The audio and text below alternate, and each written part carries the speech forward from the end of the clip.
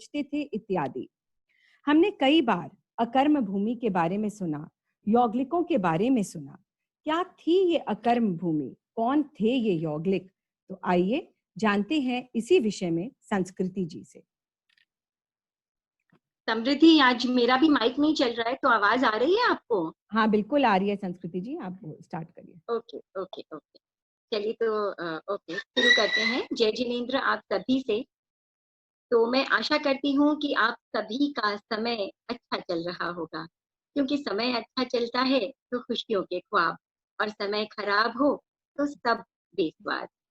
चारों तरफ हमारे अनंत आकाश है, और इस अनंत आकाश के बीचों बीच है हमारा लोक, एक बहुत बड़ा सा लोक। और इसी लोक में सभी स्वर्ग, नर्क और तरह तरह के सोलर सिस्टम, सौर मंडल, पृथ्वियां, महाविद्य क्षेत्र, एरवत क्षेत्र, भरत क्षेत्र, अनेकों अनेकों प्रकार की पृथ्वियां हैं। और इसी लोक के बीचों बीच मध्य में कहीं पर एक छोटा सा हमारी पृथ्वी, हमारा भरत क्षेत्र है। हमारा भरत क्षेत्र है, एक मिनट में साइलेंस कर, हमारा भारत क्षेत्र है। आवाज नहीं आ रही? तो हम इस लोक के बिल्कुल मध्य भाग में बीचों बीच हम रह रहे हैं, और हमारे इस भारत क्षेत्र में समय का चक्र चलता रहता है। समय कभी एक जैसा नहीं रहता, समय बदलता रहता है, और साथ ही बदलते रहते हैं मौसम, ये धरती, ये आसमान, ये नदियां, ये पहाड़, ये संसार, इस संसार के लोग, उनका रहन सहन, उनका स्वभाव, उनकी विचारधारा और उनका नजरिया। और इसके साथ ही चलता रहता है जीवन मरण का चक्र, सुख दुख का चक्र। और इसी बदलते हुए समय के चक्र का नाम है काल चक्र। अनंत काल से, हमेशा हमेशा से, नेवर एंडिंग टाइम से ये काल चक्र चलता चला आ रहा है, चलता चला जा रहा है, और हमेशा हमेशा चलता रहेगा, अनंत काल के लिए, सदा सदा के लिए।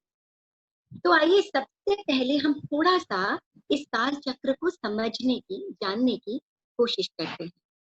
आप अपने घर पर लगी दीवार की घड़ी को देखिए, 12 हिस्से हैं, 1 2 3 4 5, बिल्कुल 12 तक जो हिस्से हैं वो बने हुए हैं। बिल्कुल ऊपर 12 नंबर लिखा है और नीचे 6। जैसे जैसे समय बीतता है घड़ी की सुई गिरने लगती है, 12 से 1, 1 से 2, और गिरते गिरते बिल्कुल नीचे 6 नंबर तक पहुंच जाती है। और 6 पर पहुंचने के बाद सुई वापस चढ़ने लगती है, 7 से 8, 8 से 9, और चढ़ते चढ़ते फिर वहीं ऊपर टॉप पोजीशन में 12 तक पहुंच जाती है।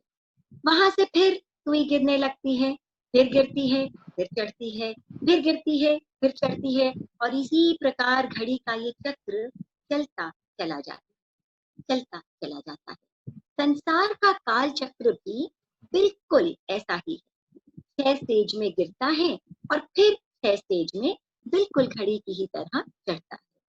6 स्टेज में गिरना और 6 स्टेज में चढ़ना, और इसी प्रकार पूरा हो जाता है समय का पूरा एक काल चक्र।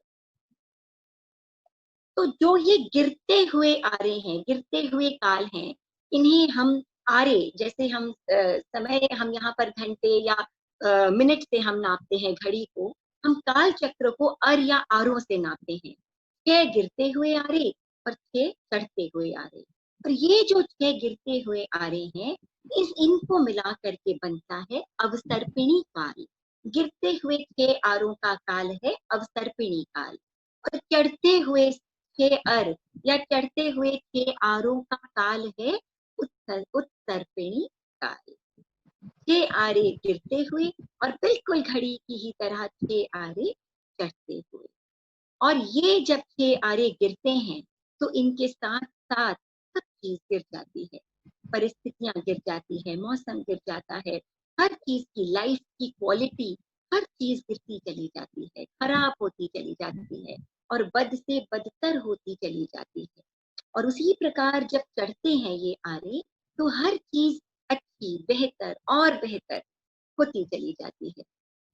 तो अवसर्पिणी काल यानी गिरना, और गिरने के साथ साथ जीवन में हर चीज, परिस्थितियों का, आपके आसपास के वातावरण का, चरित्र का, हर चीज का गिरते चले जाए। और उत्सर्पिणी यानी चढ़ना, आसपास का वातावरण, मौसम, हर चीज का, लाइफ की क्वालिटी का बढ़ते चले जाना। तो इस वक्त हम जिस स्टेज में हैं, ये गिरते हुए आरे का अवसर्पिणी काल का 5वां आरा। आप समझिए, घड़ी से 12 से 1, 1 से 2, 2 से 3, 3 से 4 पर सुई गिर रही है और खराब होता चला जा रहा है, और हम उस 5 पर अटके हुए हैं, उस 5 से नीचे 6 की तरफ बढ़ रहे हैं। तो ये है हमारा 5वां आरा, गिरता हुआ आरा, जिसमें हम अभी हैं, जहाँ क्रोध, मान, माया, लोग कितने स्वार्थी, सेल्फिश हैं। आज का वातावरण कैसा है, ये तो आप सभी जानते हैं। लेकिन हमेशा, हर समय ऐसा नहीं था। आज जैसी परिस्थितियां हैं, वैसी हर समय नहीं। इससे पहले चौथा आरा था, और ये चौथा आरा हमारे इस 5वें आरे से बहुत बेहतर था। और उसके पहले तीसरा आरा, और ये तीसरा आरा उस चौथे आरे से भी बेहतर था। और इस तीसरे आरे से पहले था दूसरा, और उस दूसरे से पहले था पहला आरा। और ये पहला आरा उस दूसरे और तीसरे आरे से भी बहुत बेहतरीन, बहुत बेहतरीन। तो ये जो 6 गिरते हुए आ रहे हैं और 6 चढ़ते हुए आ रहे हैं, 6 उत्तरपिणी काल के और 6 अवतरपिणी काल के, ये टोटल मिला करके जब एक काल चक्र कंप्लीट होता है, तो वो 20 करोड़ा करोड़ सागर का काल चक्र बनता है। 10 करोड़ा करोड़ सागर का गिरता हुआ और 10 करोड़ा करोड़ सागर का चढ़ता हुआ आ रहा। अब आप सोचेंगे, ये सागर क्या होता है? करोड़ा करोड़ सागर, हमने तो दिन सुना था, महीने सुने थे, साल सुने थे, लेकिन ये सागर क्या चीज हो गई? ये कौन सी काउंटिंग हो गई? तो फिलहाल हम आगे बढ़ते हैं। आप ये समझ लीजिए, सागर एक बहुत बहुत बहुत बड़ा कालमान होता है। पल्योपम एक बहुत बहुत बहुत बड़ा कालमान होता है, जिन्हें सालों में कल्पना करना वश की बात ही नहीं है। अगर आज हमारे पास स्वाध्याय के बाद थोड़ा सा समय रहा, तो मैं जरूर कोशिश करूंगी कि आपको पूर्व, पल्योपम, सागर आदि कुछ कुछ चीजें समझा सकूं। तो ये हमारा पहला आरा, बिल्कुल फर्स्ट आरा अवसर्पिणी काल का, जब गिरता हुआ आरा शुरू हुआ था। तो ये पहला आरा जो हमारा था, हम इसकी चर्चा करते हैं। इस आरे का नाम था सुषमा सुषमा। सुषमा सुषमा यानी खुशी ही खुशी, आनंद ही आनंद, बहुत खूबसूरत हर चीज। लोग बहुत खुश थे, बहुत खुश थे। और लोग जो यहाँ पर थे, वो कैसे थे? यहाँ जो लोग थे वो इतने लंबे थे, इतने लंबे थे कि उनकी लंबाई का विवरण आगमों में आता है कि आरे की शुरुआत में एक एक व्यक्ति की लंबाई 3-3 गांव जितनी बड़ी होती थी, ऊंची होती थी। और आरे का अंत होते होते 4 करोड़ा करोड़ सागर का ये आरा था। 10 करोड़ा करोड़ सागर के अवसर्पिणी काल में से 4 करोड़ा करोड़ सागर का तो केवल ये पहला आरा था, जिसके अंदर लोग इतने लंबे होते थे कि कहते हैं कि 3 गांव जितनी लंबाई। अब कौन सा गांव, कितने लंबे गांव, ये तो बिल्कुल स्पष्ट रूप से नहीं कहा जा सकता, मगर हम ये जरूर कह सकते हैं कि किलोमीटर्स में अगर हमें उनकी लंबाई नापनी पड़ जाए, तो किलोमीटर में हमें उनकी लंबाई नापनी पड़ेगी। तो 3 किलोमीटर से लेकर के और आरे का अंत आते, 3 गांव से लेकर के आरे का अंत आने तक 2 गांव जितनी लंबाई, जितनी ऊंचाई उस समय के लोगों की हुआ करती। 3 गांव से 2 गांव, और उनकी जो उम्र होती थी, वो 3 पल्योपम से 2 पल्योपम, 3 पल्योपम से शुरुआत होकर के आरे के अंत तक आते आते 2 पल्योपम तक का उनका आयुष्य हो जाता। इतना वो जीते थे, इतना वो जीते थे। और उनकी जो पसलियां थी, रिब्स थी, अब सोचिए कितने ताकतवर लोग होंगे वो, कितने शक्तिशाली लोग होंगे वो, कि उनके अंदर 250 पसलियां होती थी, जो आरे का अंत आते आते तक भी 125 पसलियां रह जाती थी। मिट्टी का स्वाद उस समय इतना मीठा, इतना मधुर, कि आप अगर मिट्टी का एक दाना, थोड़ी सी मिट्टी आप मुंह में डाल लें, तो बिल्कुल मिश्री जैसी मिठास का एहसास होता था। और इस समय में जो लोग पैदा होते, फिक्स क्वांटिटी थी। ना तो इस समय में हमारे लोग बढ़ते थे, पॉपुलेशन बढ़ती थी, और ना ही पॉपुलेशन घटती थी। ना तो जनसंख्या बढ़ती थी और ना ही जनसंख्या घटती। जितने लोग हैं बस उतने ही लोग होते थे। युगल रूप में जन्म लेते थे, एक लड़का और एक लड़की एक साथ जन्म लेते, एक साथ बड़े होते और एक साथ ही मर जाते। तो एक साथ वो जीते और एक साथ बड़े होते और एक साथ ही मर जाते। जब ये युगल पैदा होते और एक पति पत्नी के या एक जोड़े के सिर्फ ये दो ही संतानें होती, एक स्त्री और एक पुरुष, एक लड़का और एक लड़की, एक बालक एक बालिका। और बचपन से ही ये एक साथ खेलते कूदते, भाई बहन की तरह इनमें संबंध रहता। फिर जब ये बड़े हो जाते तो बड़े होने के पश्चात इनमें इन्हीं में पति पत्नी का संबंध हो जाता। और फिर जब और समय बीतता, करोड़ों करोड़ों अरबों समय के लिए, वर्षों के लिए ये जीते थे। पल्योपम, अगर वक्त रहेगा तो जरूर समझाऊंगी पल्योपम होता क्या है। तो अरबों अरबों वर्षों के इनका आयुष्य होता था। और मरने से ठीक 6 महीने पहले ये युगल दो बच्चों को, एक लड़का और एक लड़की, उन्हें जन्म देते थे। और जन्म देने के उपरांत 49 डेज तक, 49 दिनों तक इन बच्चों का पालन पोषण करते थे। और उसके बाद इन बच्चों को छोड़ देते थे अपने आप खेल कूद कर बड़ा होने के लिए। 6 महीने पहले इन्हें जन्म देते, 49 दिनों तक, 49 डेज तक इनका रख रखाव करते, इनका पालन पोषण करते।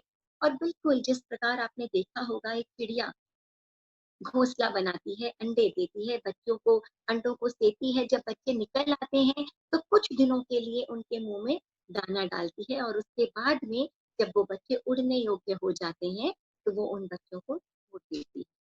बिल्कुल उसी प्रकार उन 50 दिनों तक उनका ख्याल रखकर, उनका ध्यान रखकर ये माता पिता उन बच्चों को पर छोड़ देते थे। और कुछ समय के बाद में जब इनका आयुष्य पूर्ण हो जाता था तो ये एक साथ दोनों युगल जन्मते और एक ही साथ दोनों युगल मृत्यु को प्राप्त हो जाते थे। इस समय में जो ये लोग थे, ये युगल थे, कि कोई भी काम नहीं करते थे, इन्हें काम करने की जरूरत ही नहीं पड़ती थी। क्योंकि चारों तरफ एक तो इतना खुशनुमा, इतना खूबसूरत वातावरण, और उसके अलावा यहाँ पर भी बड़े बड़े, जितने बड़े बड़े लोग उनसे भी बड़े बड़े कल्प वृक्ष पाए जाते थे यहाँ पर। और इन कल्प वृक्षों में 10 प्रकार के कल्प वृक्ष थे। और इन 10 कल्प वृक्षों में ऐसी ऐसी चीजें थी, रकम रकम की चीजें थी, जिससे इनकी सभी इच्छाओं की, इनके सभी कार्यों की पूर्ति हो जाती थी। हम सारा काम क्यों करते हैं? हमें कपड़े चाहिए, खाने को रोटी चाहिए, हमें तरह तरह की चीजों की आवश्यकता है, इसीलिए हमें तरह तरह के काम करने पड़ते हैं। मगर इन यौगलिकों की सारी इच्छाएं इन्हीं कल्प वृक्षों से पूरी हो जाती थी। मतंग नाम का एक कल्प वृक्ष था जिसमें से मध्य के समान रस निकलता था। मृगांक नाम का एक कल्प वृक्ष था जिनमें से बर्तनों के समान पत्ते, फल आदि होते थे, जिनमें से जिन्हें लोग बर्तनों के समान, बर्तनों की तरह इस्तेमाल कर लेते थे। त्रुटितांग नामक एक कल्प वृक्ष था जहाँ जिसके अंदर तरह तरह के ऐसे पत्ते, फूल आदि होते जिनको आप वाद्य के रूप में इस्तेमाल कर सकते हो। जैसे आज हम गिटार, हारमोनियम आदि बजाते हैं, तो इस प्रकार के वाद्य बजाकर वो अपना एंटरटेनमेंट कर लिया करते थे। दीपांग नाम का एक कल्प वृक्ष होता था जिसमें से दीप के समान रोशनी, जैसे जुगनुओं में रोशनी होती है वैसे उनमें रोशनी होती थी, कि जब अंधेरा हो तब वो इन्हें इनका इस्तेमाल करके और रोशनी प्राप्त कर सके। ज्योति नाम का एक कल्प वृक्ष था जिससे उन्हें गर्मी का एहसास होता था, जो उन्हें हीटर का काम करता था, सर्दियों में उन्हें गर्मी देता था। चित्रांग, रकम रकम के तरह तरह के पुष्प उसके ऊपर उगते थे, जिनका वो आनंद लेते थे, जिनका वो इस्तेमाल करते थे। चित्ररस नामक एक कल्प वृक्ष होता था जिनमें तरह तरह के, रकम रकम के जूसेस, रस उन्हें प्राप्त हो जाते थे इस कल्प वृक्ष से। मणियंग नामक एक कल्प वृक्ष था जिसमें चमकदार, बिल्कुल जैसे हमारे हीरे मोती और होते हैं उस प्रकार के, उसके अंदर फल पत्ते आदि लगते, जिन्हें लगाकर अपने ऊपर सजा कर ये बड़े आनंदित होते थे। और गेहकार नामक एक कल्प वृक्ष था जिसका आकार ही घर के समान, बिल्कुल ऐसे पत्थर की समान बना होता था, जिसके नीचे रह करके और ये अपने आप को सर्दी गर्मी जाड़े सबसे बचाते थे। और अनग्न नामक एक वृक्ष था, कल्प वृक्ष था, जिसमें से जो इस प्रकार के पत्ते उन्हें मिलते कि वे अपने आप को ढक लेते, वस्त्र का उनका काम करते। तो आज के समय में हमारी जितनी भी जरूरतें हैं वो नेचुरली और इतनी खूबसूरती से उन्हें ये कल्प वृक्ष दे देते थे कि उन्हें हमारी तरह काम करने की ना तो इच्छा होती थी, ना उन्हें हमारी तरह काम करना आता था, और ना ही उन्हें हमारी तरह काम करने की जरूरत पड़ती थी। इसीलिए ये जो यौगिक है, यौगिक इसीलिए कि युगल में जोड़े के रूप में ये पैदा होते थे। ये जो यौगिक है ये अकर्म भूमि के मनुष्य कहलाते थे। तो एक साथ ये पैदा होते और एक साथ ये मर जाते। बहुत लिमिटेड सी इनकी रिलेशनशिप, इनके संबंध होते थे। बचपन में भाई बहन, या फिर बड़े होकर के पति पत्नी, बच्चे हो जाते तो माता पिता बन जाते, उनके पुत्र पुत्री हो जाते, या उनके अपने माता पिता होते। इसके अलावा उनके अंदर और कोई रिश्ता, कोई कजिन, कुछ भी कोई और रिश्ता इनके पास या इनके साथ में नहीं होता। कोई काम वो करते नहीं थे, क्योंकि उन्हें काम करने की ना तो आवश्यकता थी और ना इतनी उनकी क्षमता या बुद्धि थी कि वो कोई काम, कोई कर्म कर सके। वहां ना कोई राजा था, ना कोई प्रजा थी। राजा प्रजा का कोई सिस्टम नहीं था, सब अपने अपने एक एक जोड़ा इंडिविजुअली रहा करता था। कोई समाज नहीं था, आपस में एक दूसरे से कोई लेना देना नहीं था, ना किसी एक दूसरे से के प्रति कोई जलन, कोई द्वेष, ना एक दूसरे से कोई प्रेम मोहब्बत, कुछ नहीं। अपना अपना जोड़ा अपनी अपनी जिंदगी जिया करता था। ना वो कोई चीज कलेक्ट करते थे, संग्रह नाम की कोई चीज नहीं थी, ना विग्रह करते थे, ना उनसे कोई चीज छूटती थी और ना वो किसी चीज को संग्रहित या इकट्ठा करते थे। गार्बेज उनके होता ही नहीं था। अस्त्र शस्त्र ना उन्हें जरूरत थी, ना वो अस्त्र शस्त्र चलाते थे। उस समय स्थूल अग्नि जिससे हम खाना इत्यादि पकाते हैं, ये स्थूल अग्नि भी नहीं थी। हाँ, रोशनी आती थी, सूर्य चंद्रमा की जो रोशनी आती है वो जरूर थी, उसकी हीट थी। लेकिन जो स्थूल अग्नि होती है, जिसको हम फायर कहते हैं, इसका उस समय इन्वेंशन नहीं था। ये स्थूल स्थूल अग्नि उस समय नहीं थी। कोई पालतू जानवर, कोई कुत्ता, कोई बिल्ली, कोई गाय भैंस वो अपने पास रखते ही नहीं थे, पालते ही नहीं थे। ऐसा कोई कॉन्सेप्ट ही नहीं था। ना कोई फार्मिंग, कोई खेती बाड़ी, ऐसा भी कोई कॉन्सेप्ट उस समय नहीं था। और पढ़ाई लिखाई इसकी भी ना उन्हें जरूरत थी, और ना इन्हें ऐसा कोई सिस्टम था कि इनके अंदर एजुकेशन या पढ़ाई लिखाई ऐसी कोई भी चीज हो या उसकी आवश्यकता भी हो। और क्योंकि अग्नि नहीं थी, इसीलिए पकाया हुआ खाना वो खाते ही नहीं थे। केवल पेड़ों से फल निकालते और उसे खा लेते। और ये जो पहले आरे के लोग थे, इनको 3 दिन में एक बार, 3 दिनों में एक बार खाने की इच्छा होती थी, भूख लगती थी। और एक चने मात्र के बराबर दाना वो जब खा लेते थे तो उनकी इच्छा पूर्ण हो जाती थी, इच्छा तृप्त हो जाती थी। इनकी भूख, इतना बड़ा शरीर, विशाल काय शरीर, सोचिए जरा, एक चने का दाना और 3 दिन तक, उसके बाद इतना छोटा सा, और उसके बाद 3 दिन तक उन्हें भूख भी नहीं लगती। तो ऐसा जीवन था उनका। ना कोई बीमारी, ना कोई बुढ़ापा, ना अकाल मृत्यु। लाइफ भी उनकी फिक्स होती थी। जब समय कंप्लीट हो जाता उनका, तभी उस जोड़े की मृत्यु होती थी। तो इस प्रकार का इनका जीवन था। बहुत बड़ा आयुष्य, huge, millions and trillions of years के लिए वो जीते थे। और उस समय में क्योंकि कर्म था ही नहीं, जहाँ कर्म नहीं होगा वहां पुरुषार्थ नहीं होगा, और पुरुषार्थ नहीं होगा वहां भला धर्म कैसे हो सकता है। वहां ना त्याग, ना तपस्या, ना कोई सामायिक व्रत, कुछ नहीं, ना कोई धर्म। लेकिन बड़ी बात ये थी कि वहां पर इतने मंद कषाय थे उस समय लोगों में, क्रोध मान माया लोभ नहीं के बराबर, बिल्कुल नहीं के बराबर। इतना कम क्रोध मान माया लोभ था कि मानो उनमें था ही नहीं क्रोध मान माया लोभ। और क्योंकि कषाय इतने कम होते थे, इसीलिए प्रगाढ़ कर्मों का बंधन, गहरे कर्मों का बंधन ये यौगिक नहीं बांधते थे। इसीलिए मरने के बाद निश्चित ही इन यौगिकों का देवायुष्य ही होता था। यहाँ से मर करके और निश्चित ही वो जा करके और देवता के रूप में ही जन्म लेते। तो इस प्रकार का खूबसूरत इनका जीवन था और ऐसे ही सालों साल इनका जीवन चलता चला जाता, करोड़ों वर्ष ये जीते चले जाते। तो इसके बाद में हमारा जो पहला आरा है वो, और पहले आरे के बाद में प्रारंभ हुआ दूसरा। दूसरा आरा भी बिल्कुल पहले आरे के हिस्से ही समान था, लेकिन इसका नाम था सुषमा। सुषमा यानी इसमें भी खुशी थी, बहुत खुशी थी, लेकिन उतनी खुशी नहीं थी जितनी प्रथम आरे में। लेकिन फिर भी लोग बहुत प्रसन्न थे, बिल्कुल वैसे ही युगल के रूप में जन्म लेते थे, लेकिन इनका आयुष्य, इनकी ऊंचाई थोड़ी पहले आरे से कम हो गई थी। हर चीज पहले आरे से हल्की कम हो गई थी। ये दूसरा आरा 3 करोड़ा करोड़ सागर का, पहला आरा 4 करोड़ा करोड़ सागर का, दूसरा आरा 3 करोड़ा करोड़ सागर का। अब यहाँ पर जो ऊंचाई थी वो दो गांव की ऊंचाई से लेकर के एक गांव जितनी ऊंचाई तक रह गई आरे का अंत आते आते।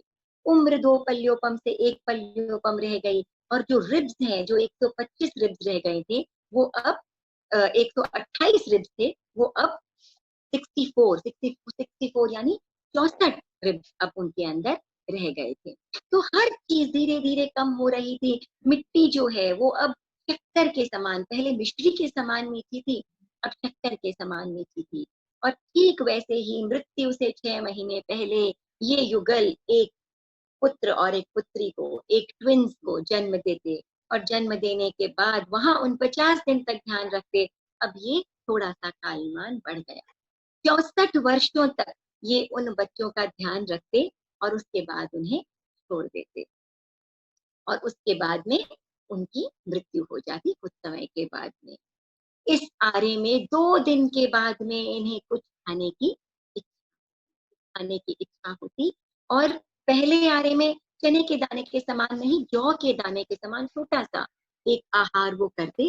अब इसमें बीज के समान थोड़ा सा उससे बड़ा आहार वो करने लगे।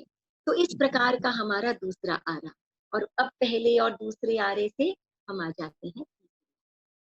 ये तीसरा आरा जो था ये 2 करोड़ा करोड़ सागरोपम का था। पहले वाला 4 करोड़ा करोड़, फिर 3 करोड़ा करोड़, और अब जो आरा आया तीसरा आरा, ये 2 करोड़ा करोड़ सागरोपम वाला। इसमें भी वैसे ही यौगिक थे, लेकिन हर चीज फिर दूसरे आरे से हल्की हल्की कम हो गई। इस आरे का नाम था सुषमा दुष्मा। इसमें भी बहुत खुशी थी, लेकिन थोड़ा बहुत दुख भी इस आरे में आ गया, लेकिन फिर भी ज्यादा सुख और थोड़ा सा दुख, हल्का सा दुख। जो हाइट थी वो भी एक गांव से लेकर के और 500 धनुष्य तक रह गई थी। अब ये धनुष्य क्या है ये हम बाद में डिस्कस करेंगे। और जो उम्र है वो भी 1 पल्य से घट करके 1 करोड़ पूर्व की रह गई थी।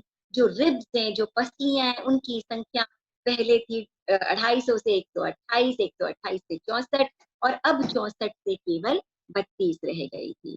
और अब जब ये अपने बच्चों को जन्म देते एक युगल के रूप में, तो उनका 79 दिनों तक, 79 डेज तक टेक केयर करते, ध्यान रखते, और फिर उन्हें छोड़ देते। बाद कुछ समय के पश्चात उनकी मृत्यु हो जाती, और अब उन्हें जो भूख लगती वो 1 दिन के पश्चात लगने लग गई थी। आहार भी थोड़ा सा उनका बढ़ गया। तो इस प्रकार ये 3 आरे थे, कल्प वृक्ष के चारों ओर, इतना खूबसूरत मौसम, न किसी से लेना न किसी से देना, ना कोई संग्रह ना कोई विग्रह, इतना खूबसूरत जीवन लोगों का। बिल्कुल कषाय से दूर, क्रोध मान माया लोभ अंदर है ही नहीं। जब किसी दूसरे से मतलब ही नहीं है, ना मोह है, ना राग है, ना द्वेष है, तो भला कषाय होंगे क्यों? इतना खूबसूरत जीवन ये व्यतीत करते चले जा रहे थे। और फिर धीरे धीरे धीरे धीरे तीसरे आरे का अंत।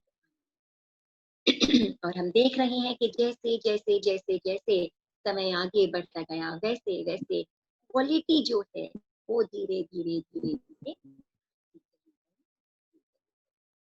अब जब तीसरा आरा समाप्त होने वाला था, कुछ समय शेष रह गया था, उस समय जो ये कल्प वृक्ष हैं, उनकी भी क्षमता, उनकी कैपेसिटी धीरे धीरे कम होने लगी, धीरे धीरे घटने लग गई। और क्योंकि कल्प वृक्षों की कैपेसिटी कम होने लग गई, इसीलिए लोगों के अंदर अब कमी का एहसास होने लगा। और जब कमी का एहसास होने लगा, तब लोग आपस में द्वेष करने लगे, कीना झपटी करने लगे, है ना। तो सबके पास अगर सब कुछ है, तो कोई भला किसी से क्यों कंपैरिजन करेगा, क्यों द्वेष करेगा, या क्यों किसी से कोई भी परेशानी रखेगा या होगा। लेकिन क्योंकि कमी होने लगी, इनका आपस में द्वेष बढ़ने लगा, कीना झपटी बढ़ने लगी, तब इन्होंने अपना एक लीडर बनाया, जो सबसे इंटेलिजेंट था, जो सबसे पराक्रमी था, या जो इन्हें सबसे अधिक समझदार लगा, उसे इन्होंने अपना लीडर बनाया और उसका नाम रखा गया कुलकर। और ये जो कुलकर है, ये एक तरह से इनका लीडर या राजा समझ लीजिए, जो इनके आपस में जो प्रॉब्लम्स होती थी, उनका निपटारा किया करता। तो कुल मिलाकर इस तीसरे आरे के अंत में 15 कुलकर हुए, और इन 15 कुलकरों में जो आखिरी कुलकर थे, 15वें कुलकर थे, वो थे हमारे पहले तीर्थंकर ऋषभनाथ भगवान। तो जब ये पहले कुलकर बने, उस समय दंड की व्यवस्था की गई, दंड की व्यवस्था की गई। और कैसा दंड दिया जाता, आश्चर्य होगा आप लोगों को, कि दंड का नाम था हाकार दंड। हाकार यानी कोई भी व्यक्ति अगर गलत काम कर लेता, किसी एक के कल्प वृक्ष से फल निकाल लाता या छीन लेता, तो उसे दंड मिलता कि हाँ, ये तुमने क्या किया। और इतना शर्मिंदा, इतना एम्बैरेस वो व्यक्ति हो जाता इस हाकार दंड के कारण, कि इसके बाद वो कभी जुर्रत नहीं करता कि वो इस प्रकार का गलत काम करे। तो ये था हाकार दंड। तो पहले दूसरे कुलकर के समय तो बड़े आराम से इस दंड से काम चल जाता था, लेकिन धीरे धीरे जब वक्त बदलता गया, लोगों की सोच और परिवर्तित होती गई और कमी और बढ़ती गई, तब इस हाकार दंड का असर खत्म हो गया। तब उस समय शुरू हो गया माकार दंड।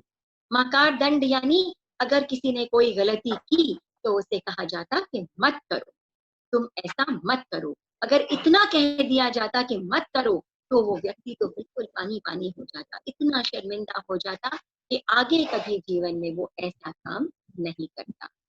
तो फिर 2 कुलकरों तक इस प्रकार की व्यवस्था, दंड व्यवस्था चली, लेकिन उसके बाद धीरे धीरे इसका भी असर होना खत्म हो गया।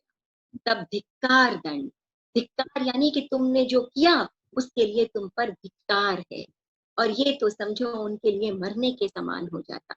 तो इस प्रकार के दंड से दंड व्यवस्था चलती, लेकिन धीरे धीरे ये हाकार, माकार, धिक्कार, इन सभी दंडों का असर होना समाप्त हो गया। और जो 14वें जो कुलकर थे नाभि, उनके समय में इस प्रकार के सभी दंड बिल्कुल यूजलेस से होने लग गए थे, उनका कोई असर नजर नहीं आ रहा था, और बड़े टेंशन में नाभि जो कुलकर थे वो रहने लगे। ऐसे समय में उस समय जन्म हुआ था ऋषभनाथ। और ये जो ऋषभनाथ भगवान थे, ये पहले तीर्थंकर हमारे इस अवसर पे निकाल के थे। और ऋषभनाथ भगवान जब बड़े हुए, तब उन्होंने सारी व्यवस्थाओं को बदला, चेंज किया। भाई बहनों का आपस में जो विवाह होता है, उसे समाप्त किया। एक बड़ी ही मजेदार घटना थी कि ऋषभनाथ भगवान जब छोटे थे, उन्होंने स्वयं तो एक यौगिक के रूप में ही, एक युगल के रूप में ही जन्म लिया था। उनके साथ जन्मी थी उनकी बहन, जिसका नाम था सुनंदा। लेकिन जब वो छोटे से थे, तो एक बड़ी अजीब घटना हुई थी उस समय तीसरे आरे के अंत में, कि एक और कोई जोड़ा था, उस जोड़े में से जो पुरुष था, जो लड़का था, जो बच्चा था, उसकी मृत्यु हो गई। मृत्यु हो गई, और वो जो बालिका थी, जो लड़की थी, वो अकेले ही वहां रह गई। सभी लोग उससे बड़े आश्चर्य से देखा करते। वो अकेली बेचारी इधर उधर घूम करके फल फूल आदि खाया करती, क्योंकि वो बिल्कुल अकेली रह गई थी, उसका जोड़ीदार है वो मर गया था। और चारों तरफ के सभी युगल उसे बड़े आश्चर्य से देखा करते, क्योंकि इस प्रकार की कोई घटना पहले कभी भी वहां पर नहीं हुई थी। तो एक बार जब कुलकर की नाभि की पत्नी मरुदेवी माता वहां से गुजर रही थी, तो उन्होंने इस कन्या को देखा, अपने पास बुलाया और पूछा कि बिटिया तुम अकेली कैसे घूम रही हो। तो उस कन्या ने, उस बच्ची ने अपने साथ हुई आप बीती मरु देवी माता को बताई। तब मरु देवी माता उसे लेकर के अपने साथ ले आई कि इस वक्त ये मेरे बच्चों के साथ खेल लेगी ऋषभ और सुनंदा के साथ, और बड़े होने पर मेरे ऋषभ की एक की जगह दो पत्नियां हो जाएगी। तो यहाँ पर सबसे पहले ऋषभनाथ भगवान ने एक ऐसी लड़की से विवाह किया जो उनकी अपनी बहन नहीं थी, अपने साथ जन्मी उनकी ट्विन सिस्टर, उनकी जोड़ी वाली बहन, उनकी जुड़वा बहन। तो ऋषभनाथ भगवान ने दो विवाह किए, दो शादियां की, एक सुनंदा से और एक सुमंगला। तो सुमंगला थी उनकी वो पत्नी, दूसरी पत्नी, जो उनकी माता जो है वो लेकर के और वहां पर आई। और इसके बाद ऋषभनाथ भगवान जब बड़े हुए, उन्होंने समझा इस सारे वातावरण को, तब उन्होंने, कहते हैं कि भगवान को तो अवधि ज्ञान होता है माता के पेट से ही, माता के गर्भ से ही। और ऋषभनाथ भगवान ने सभी कुछ एक तरह से इस अनपढ़ समाज में, इस अनपढ़ भरत क्षेत्र में, इस असंस्कारी भरत क्षेत्र में वो संस्कार लेकर के आए।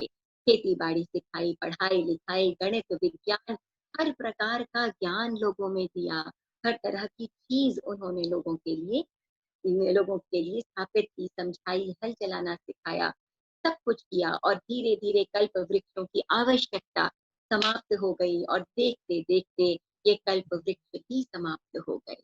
तो इस प्रकार का था हमारा यौगलिक का जो युग था, युगलों का जो जीवन था। और इसके कुछ ही समय के पश्चात 84 लाख पूर्व का ऋषभनाथ भगवान का आयुष्य था। और ऋषभनाथ भगवान जब साधु बन गए, साधु बने, तो उन्होंने हमें धर्म भी दिया। सबसे पहले इस भरत क्षेत्र को इस अवसर पे निकाल में धर्म देने वाले भी ऋषभनाथ भगवान ही थे।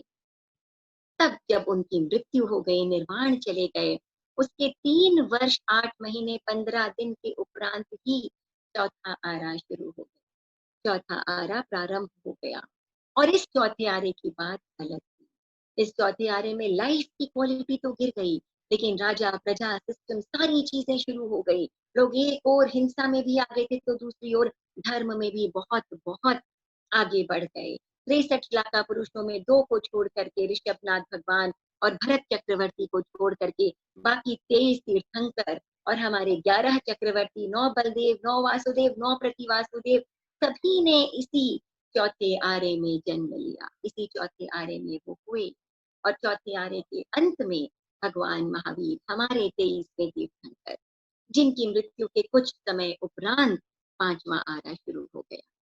और आज हम जहाँ पर जी रहे हैं, ये हमारे सामने जो आरा है, ये है हमारा 5वां आरा। क्रोध, मान, माया, लोभ, राग, द्वेष, घृणा, ईर्ष्या, छल, कपट और स्वार्थ से भरी दुनिया। हमें लगता है हम पढ़े लिखे हैं, तरक्की कर रहे हैं, विज्ञान तरक्की कर रहा है, मगर वास्तव में हम अपने सर्वाइवल के लिए, अपने जीने के लिए संघर्ष कर रहे हैं। और ये सभी जितने भी ऐशो आराम, साधन इत्यादि, रोज नित नए उपकरण हम इसलिए ढूंढ रहे हैं क्योंकि हमें इनकी जरूरत है, क्योंकि प्राकृतिक चीजें धीरे धीरे खत्म होती जा रही है। और अब ये आलम है कि हम इन्हीं आर्टिफिशियल चीजों पर, अप्राकृतिक चीजों पर आश्रित हो गए हैं और होते ही चले जा रहे हैं। इसीलिए इसी कारण से आज 99% लोग जो हैं, उन्हें धर्म भी करना पड़ता है। उन्हें धर्म और सत्य अपने भीतर से महसूस नहीं होता है, उनके आचरण और उनके उपयोग में धर्म नहीं होता है। और इसके बाद आएगा छठा आरा। 21,000 वर्षों के ये 2 आरे हैं। इस आरे के करीब 2500 से 3000 वर्ष के बीच का कुछ समय जा चुका है। और ये छठा आरा होगा और भी खराब, बहुत बदतर, बहुत बुरा। बिल्कुल गुफाओं में जाकर के लोग रहने लग जाएंगे, स्थूल अग्नि फिर से समाप्त हो जाएगी, लोग कच्ची मछलियां, कच्चा मांस फिर से खाने लग जाएंगे, धर्म, त्याग, तपस्या सब लोगों के जीवन से खत्म हो चुका होगा। बौने लोग 16 वर्ष का, बिल्कुल जैसे कुत्तों का जीवन होता है, उसी 16 वर्ष में छोटे से बड़े हुए, जवान हुए, वृद्ध हुए और मर गए। और एक दूसरे से सिर्फ मार काट, छीना झपटी, राग द्वेष, अंदर त्राही त्राही, बाहर त्राही त्राही, इतना भयानक वातावरण होगा, मटमैले से, नाखून बड़े हुए से, मैले कुचैले से लोग, ये छठा आरा होगा, बिल्कुल त्राही त्राही मचा हुआ। तो इस प्रकार से पहले उन यौगलिकों के युग से चल करके आज हम इस गिरती हुई परिस्थिति, इस 5वें आरे में पहुंच गए हैं और आगे है छठा आरा। तो वक्त है कि हम संभल जाएं, जान जाएं और ऐसा ऐसा कुछ ना करें कि आगे जाकर के हमें इस छठे आरे का सामना करना पड़े। अपने लक्ष्य को निर्धारित करें, आगे बढ़ें और मोक्ष की कामना करें, ताकि जल्दी से जल्दी हमें अपने इस खूबसूरत लक्ष्य की प्राप्ति हो सके। तो ये थे हमारे यौगलिक काल के, यौगलिक युग के लोग, और समय भी हो चला है। हम चाहें तो इस यौगलिक युग को, कई बार हम जब चर्चा करते हैं महाराज के यहाँ पर स्वाध्याय क्लास इत्यादि में, तो कई कई हफ्तों तक हम इस युग की चर्चा करते चले जाते हैं। आज मैंने कोशिश की कि मैं बहुत कॉम्पैक्ट करके बिल्कुल एक शॉर्ट वर्कशॉप की तरह आप तक ये यौगिक युग पहुंचाऊं। तो आगे कभी मौका पड़ेगा तो सागरोपम, पल्योपम आदि की भी चर्चा हम जरूर करेंगे। फिलहाल समृद्धि तक वापस आते हैं। समृद्धि। बहुत बहुत धन्यवाद संस्कृति दी हम सबके तरफ से। तो आज हमने जाना गिरते हुए काल या आरे को हम अवसर्पणी काल कहते हैं और चढ़ते हुए काल को उत्सर्पणी काल कहते हैं। इस वक्त हम अवसर्पणी काल के 5वें आरे में हैं। पहले आरे का नाम सूष्मा सूष्मा। इस समय यौगलिक पैदा होते थे। लोगों की जरूरतों की पूर्ति 10 प्रकार के कल्प वृक्ष से हो जाती थी। मरने के बाद यौगलिक का आयुष्य देव आयुष्य ही होता था। दूसरे आरे या काल का नाम सूष्मा। हर चीज पहले आरे से थोड़ी कम हो गई। तीसरे आरे का नाम सूष्मा दूष्मा, जिसमें हर चीज सूष्मा काल से और थोड़ी घट गई थी। तीसरे आरे के अंत में कुलकर हुए और तीसरे आरे के अंत में हुए हमारे पहले तीर्थंकर ऋषभ भगवान। समय निर्मल धारा की तरह बह रहा है। यह समय भी बीत गया। स्वाध्याय का समय भी संपन्न हो गया। यह काल चक्र कैसे बीत गया पता ही नहीं चला। थोड़ी देर पहले हम यौगलिकों की दुनिया में थे। चारों ओर कल्प वृक्ष, बड़े बड़े लोग, मिट्टी मिश्री के समान मीठी, पेड़ पौधे बड़े बड़े, सुखमय वातावरण, मनुष्य इतने सीधे, इतने सरल, नो कषाय बिल्कुल भी नहीं, ना कोई लोभ मान माया क्रोध बिल्कुल भी नहीं, रत्ती भर भी ईर्षा द्वेष नहीं। कितना खूबसूरत, रम्य और अलग जीवन होता होगा। खैर, हर समय की अपनी एक स्थिति होती है कि हम भी इस समय के महत्व को समझे और जाने। और इसी के साथ मैं सभी को अनम्यूट कर रही हूँ।